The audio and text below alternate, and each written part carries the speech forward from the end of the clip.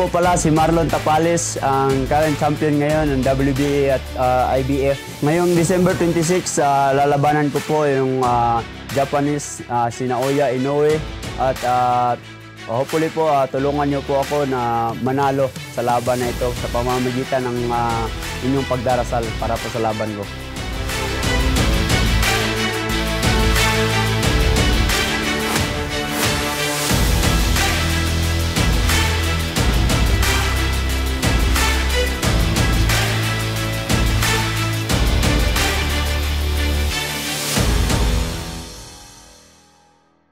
Kabataan ko pa lang ay lumalaban ako, nagsusurvive na ako. So, yung mga ganyan, wala lang sa akin yan.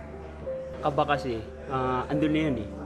Normal yan sa tao kasi tao naman tayo. Tsaka normal talaga yan sa tao, mapipil. Pero pag walang kaba, walang challenge yun. Ibig sabihin, wala yun. Ibig sabihin yung kalaban mo talagang wala. Pinaka-importante yung kaba.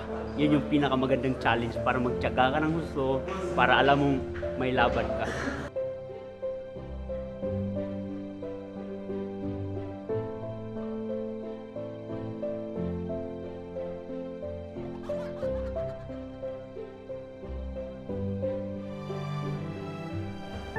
Bihira lang para sa akin isang boksingero na makalaban yung nasa top talaga ng pound for pound. So, I'm very thankful na makalaban ko itong taong to. So, ibig sabihin, andun din ako.